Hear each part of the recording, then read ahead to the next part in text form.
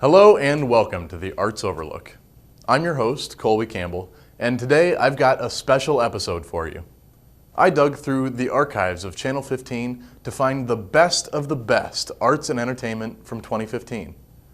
This is part one of a two-part episode containing favorites, including a few from an old friend, Mr. Chris Bowden. Don't go anywhere. The Arts Overlook starts right now.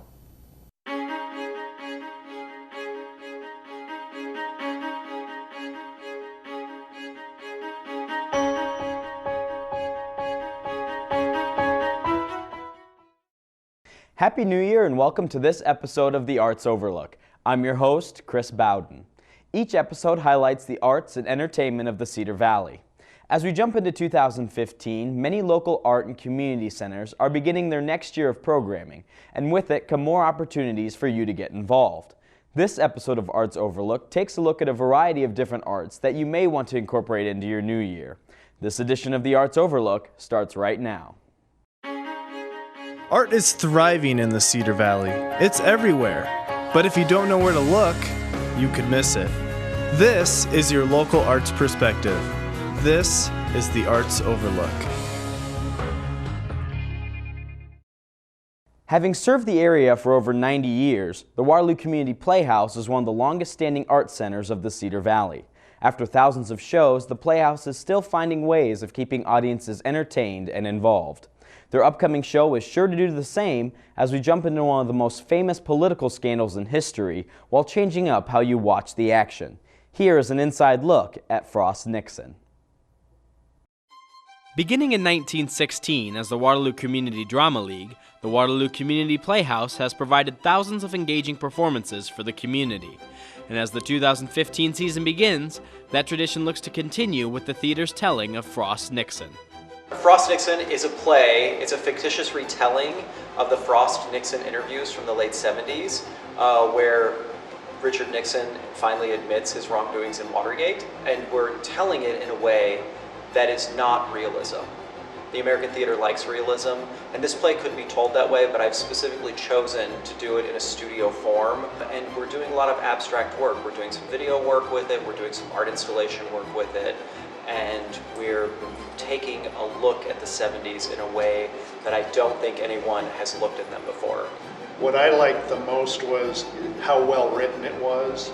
I really enjoyed reading it, and that compelled me to want to be in it. And a lot of times plays aren't that way. It's more of a vision. How do I visualize this show happening? And this one you can really get it just from the words. And while many remember the events surrounding Nixon's presidency, the Playhouse hopes to bring events after the fallout to light. When I first auditioned, I was really excited about it because I thought it was going to be like a political play, and it certainly has that aspect. But just what I've learned since I've been in it, it's got the aspect of a Greek tragedy in it, the Shakespearean tragedy, and that's not what I was expecting early on. There's a very tragic end to Nixon's political career that this particular play really focuses on: the loneliness, the shame, the disrespect he feels he did to his fellow man and his country that I believe he really loved. If you look at Nixon's presidency, there were a lot of good things that he did, and he is saddled with this one really unfortunate event that defines him, not only as a human being, but as a leader and as history. That's the story. This story is really constantly digging at what is Richard Nixon really feeling? What are his true emotions? Who is this man post all of this? Rather than creating a caricature of these people in history, actors have been given the opportunity to develop their characters based upon rehearsals and their own outside research. This freedom has allowed them to dig deeper into their characters' personalities to discover the reasoning behind their actions. For me, playing Nixon, a man I despised my entire life, it's been an interesting experience to try and explore him and find out why he did the things he did, because I certainly can't hate the man I'm playing on stage. And I think what I'm finding is that for a lot of the time, the stuff that he did that I always judged him for, I think he really believed he was doing the correct thing, the right thing for the country. And as hard as that is, except for to accept for me personally, I think I'm finding that that's true, and that's been exciting. I think it's cool because they're actual people, so we have the benefit of being able to look back at who they were as people, kind of look at them on screen and see what their face looked like at that one part, or like how they gesticulated in this way. So it's kind of fun to be able to pick up those mannerisms, and it makes, I think, for me at least, it's made my job a lot easier. Unlike many previous shows, the Playhouse is making use of their black box theater across the parking lot from the WCP at the Walker Building on Commercial Street. Audience members will find themselves in a new space on two sides of the action.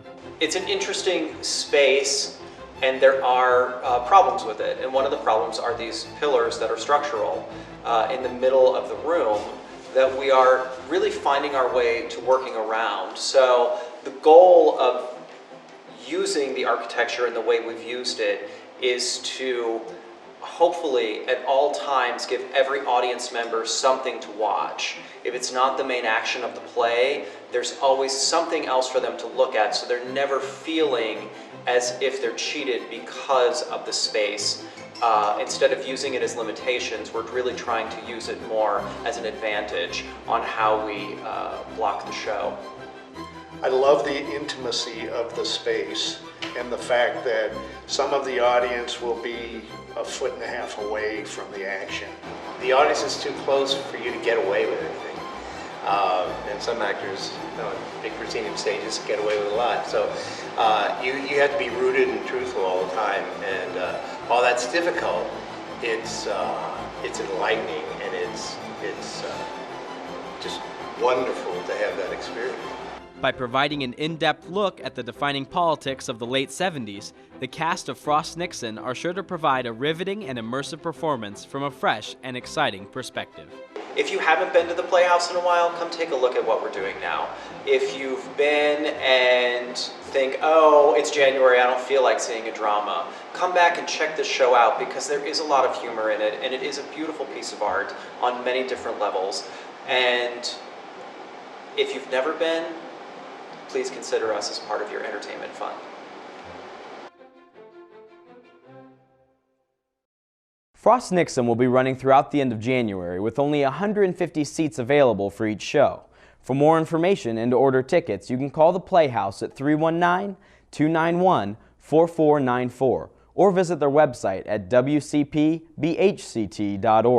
It was a lot of fun taking the time to sit in on their rehearsal, and if you have an interest in getting involved, you can look up open audition information for their next shows Cat in the Hat and Murders Announced on their website as well.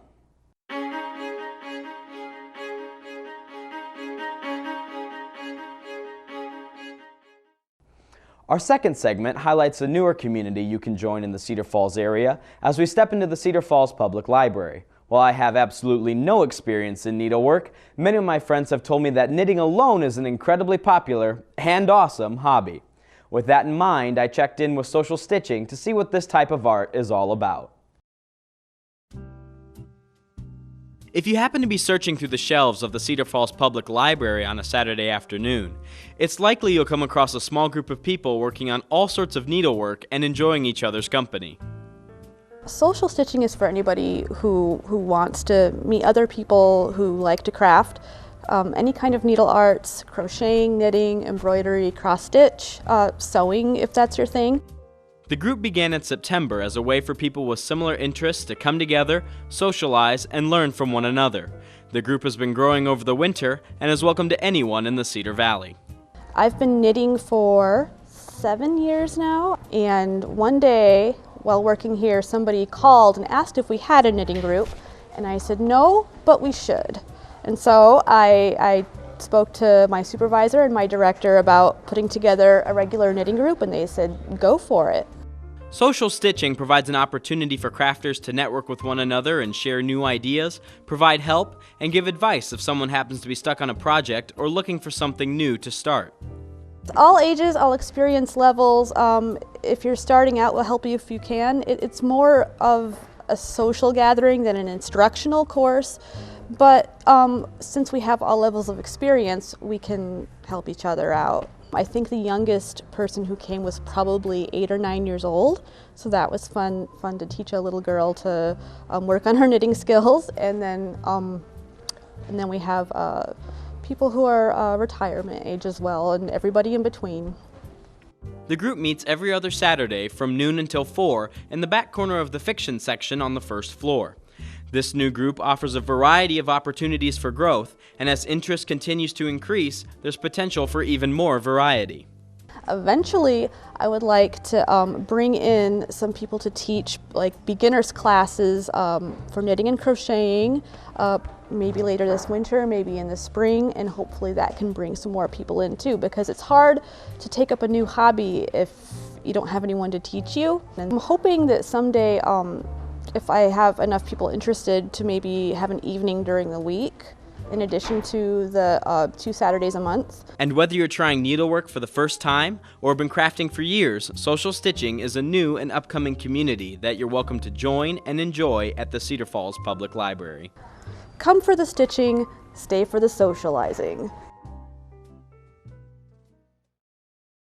While I still don't know how to make a scarf, I certainly think I may have to stop by again and give it a try.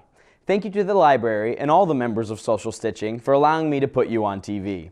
Social Stitching continues to meet every other Saturday from 2 to 4 at the Cedar Falls Public Library. And for more information, you can email the library at cfplinfodesk@gmail.com or call Jessica at 319-273-8643.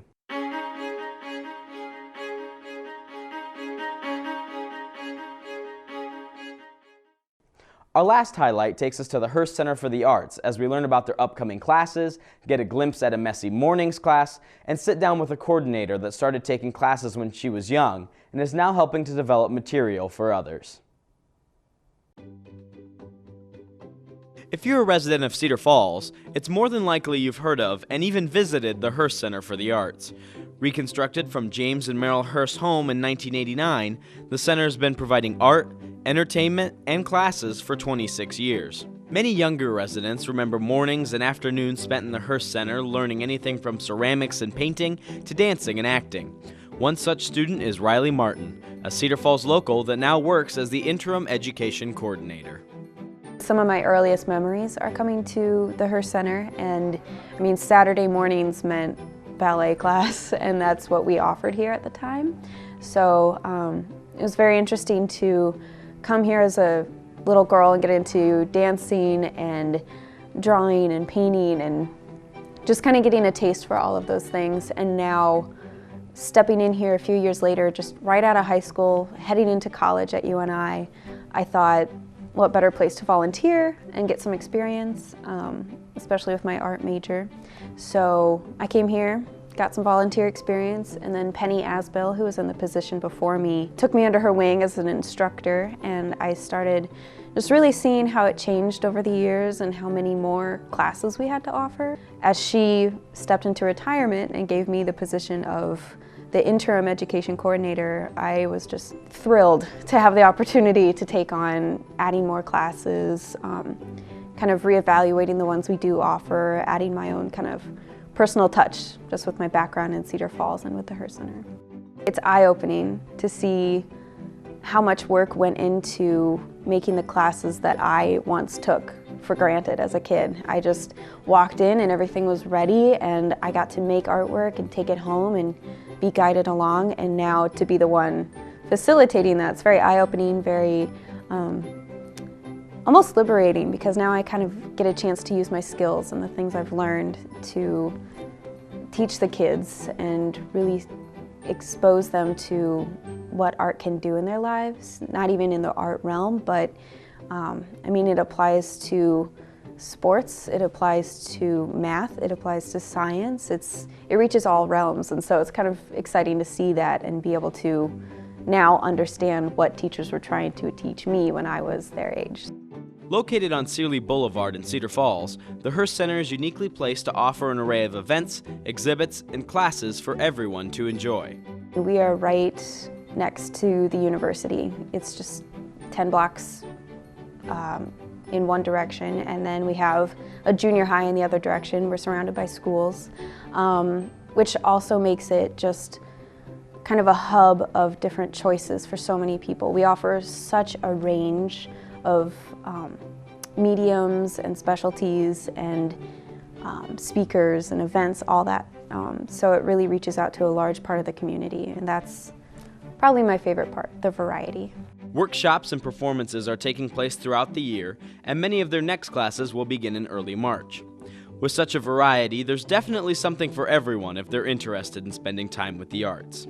Right now, some of our most popular classes, we have a painter's studio, which is on Thursdays. We have kids classes on Saturday mornings. There's a Lego class, there's paints and prints, there's a ceramics course. We have everything from drawing, which is kind of a two-dimensional art, to sculpture and ceramics, which is more of a 3D type of art. Another class that's coming up in the spring is Zen Doodling or Tangled Doodling.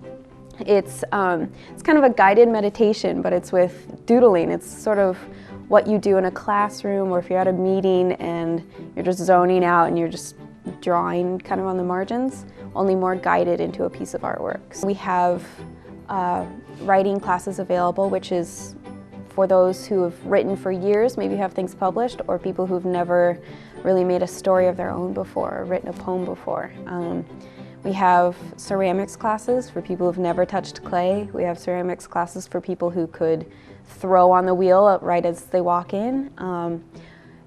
All skill levels, all ages, all backgrounds, everybody's welcome, because art is for everybody, and that's why we're here. If you have experience in a certain area or a desire to teach others, you're welcome to spend time at the center helping with classes. Regardless of your skill level, they're sure to have a place where you can help. People can come and volunteer here however many hours a week they want to. They simply walk in the door, fill out a volunteer form, and I can find a place to put them. We have something for everybody. With so many new ideas and an ever-changing lineup of classes, the Hearst Center continues to be a great place for members of the Cedar Valley to jump into the arts regardless of your previous experience. And with many leaders like Riley taking the time to invest in the community, young students will have impactful memories of their own to look back on. I want to make sure that we offer classes for people of all skill levels and all comfort levels, and make them know that they can walk in here and be comfortable analyzing art and creating art and discussing art.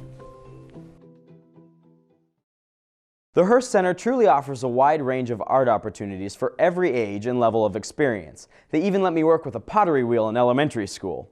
If you'd like more information on exhibits, performances, classes, or volunteering, you can give them a call at 319-273-8641 or visit the Hearst Center's website at www.thehearst.org. That's all for this episode of the Arts Overlook. As we begin a new year, I encourage you to keep looking for opportunities to get involved as we continue to look at the art and entertainment available to you in the Cedar Valley. I'm Chris Bowden, and thank you for watching.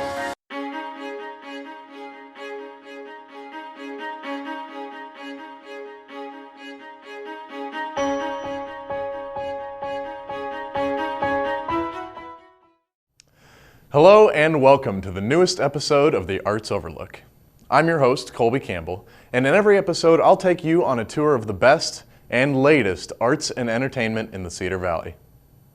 On this edition of the Arts Overlook, we'll meet an artist from Chicago who brought her work to our front door. Don't go anywhere. The Arts Overlook starts right now. Art is thriving in the Cedar Valley. It's everywhere. But if you don't know where to look, you could miss it. This is your local arts perspective. This is the Arts Overlook. The art department at the University of Northern Iowa does a particularly good job at educating its students while also keeping in touch with the real-world art community. In the main gallery at Camrick Art Building this month, artists Sarah Crep and Gary Noland are exhibiting their respective works for students and community members to enjoy. I caught up with one of them to learn a little bit about where her art comes from. Meet Sarah Crep, an artist who learned her craft at the Art Institute of Chicago and has since taken her skills, her story, and her unique style all over the world. For a short time, her work is right here in Cedar Falls. I'm a professor. I'm emeritus. I'm former chair of the painting program, University of Illinois, Urbana-Champaign. I was trained as a painter. The Art Institute program is very interdisciplinary. I've been climbing on and off the walls for years. I'm very interested in the relationship of two-dimensional to three-dimensional, and when a painting no longer is a painting, and what happens there, and then what does it become. I'm very interested in perception and how people see things, and how from the other room when you're coming in here, oh, it looks like a red sea or a red moon, and it probably is two-dimensional. And then when they come up to it, two things happen. First of all, it's three-dimensional, and also there are all kinds of color. There are all colors there. It's very, the paint is very thick, so it becomes alive in a different way. According to Crep, the way that a viewer perceives the art can drastically impact how it affects them. What artists do is they say, look at how I see the world, just for a minute, and experience this. I believe that art is an experience, and the object is the catalyst for the experience. The art is between the viewer and the piece, and I set that up, hoping that I will get a response of some sort of transcendence from the object that goes beyond naming.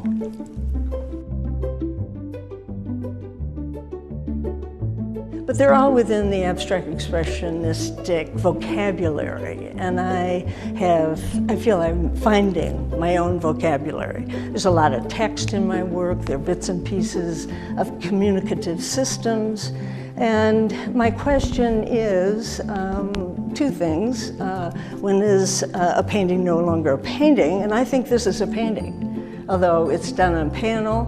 There are three-dimensional objects on it, but also the bombardment of our contemporary society, of all the information that is coming at us. How can we understand everything? And kind of the fear of engulfment. Crep's paintings are far from traditional, and the materials she uses have become her trademark. They're also the namesake of this exhibition.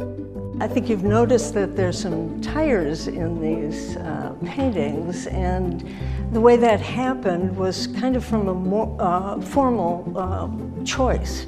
I was driving home from some openings in Chicago, and I pulled over the side of the road because there was this tire. It was a blowout piece that was fantastic, and I thought, this is the mark made manifest. It was the object part of the mark that I was making in my paintings.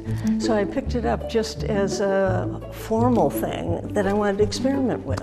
Well, that took off.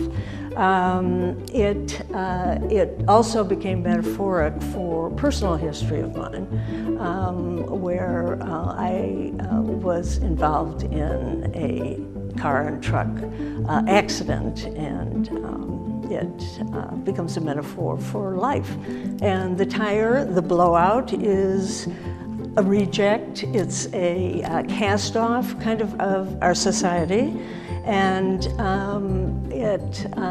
it is very dead, and a lot of it has caused death. And so when you ask me about which tires I pick the ones that are most lively, and like birds in flight, for instance. But it doesn't stop at shredded tires. Other elements of the paintings invoke an even deeper meaning. There are bits and pieces of communicative systems. They're everything from electronic bits to pieces of music to dominoes to clips, clamps, that are, used for industrial things as well as domestic things. So they kind of come together, again, a mix or conglomerate of what we experience in our everyday lives. And what I hope happens, for instance, the big installation in the other room, the Black Swarm, that people will see and feel the swarm before they can name what it is. Although I'm using tires, talking about death, I also am talking about life. I'm painting life. I'm painting energy. A few of Crep's pieces look a little more traditional, at least from a distance, including some that were based on a different form of art. My work always has been kind of lyrical and rhythmic, and I relate to music, and I found these pieces and I wanted to respond. I've responded with black ink underneath, kind of the marks of the road in a certain way, the chaos, but also being inspired by the notes and how the melody goes. I have then come on them with threads, and I stitch into these. It becomes kind of the combination of digesting different material into kind of a domestic element. Again, it's like, how can we make sense out of this? We see it. I hope people don't see that it's a score right away. But then when you come up, again, it's perception. From a distance, they look, oh, like these are drawings. And you come up, and it becomes much more than that. Crep has observed that the general public might feel a little hesitant with visual art, where they might not with arts like contemporary music or theater, almost as if they don't feel that they come with enough knowledge. But if the viewer pays attention to their own reaction, again, walking through the Louvre, what excites you? What is it that makes you stop? And keep paying attention to that. And therefore you will be realizing your own sensibility, and you'll know more. And then you'll know what to look for. And then you'll respond, and you're educating yourself.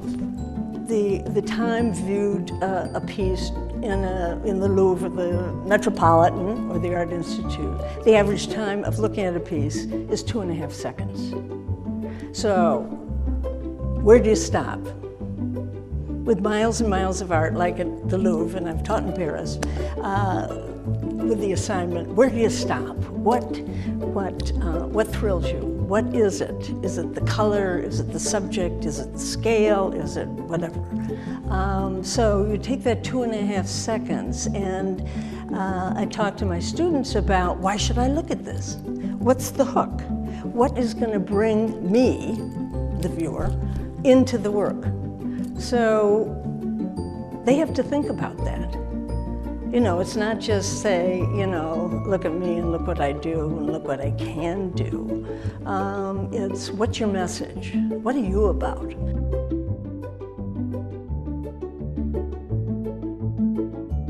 As I say to my students, it's gotta be worth my walk.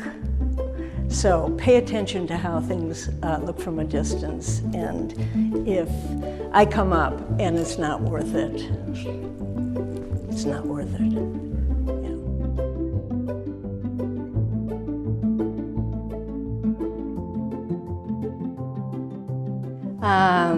Well, hopefully, like the big installation, I want them to feel the energy.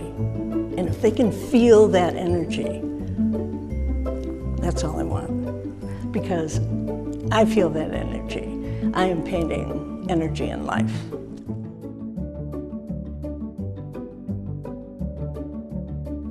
It is who I am.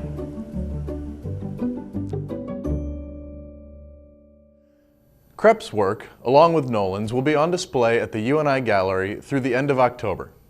For more information, check out www.uni.edu/art.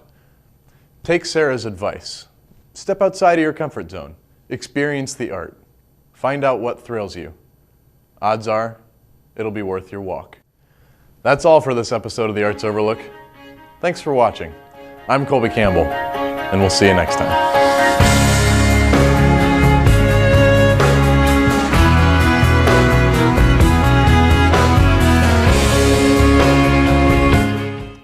That's it for part 1 of the Arts Overlook Year in Review. Be sure to look for part 2 coming up soon. I'm your host, Colby Campbell, and I'll see you then.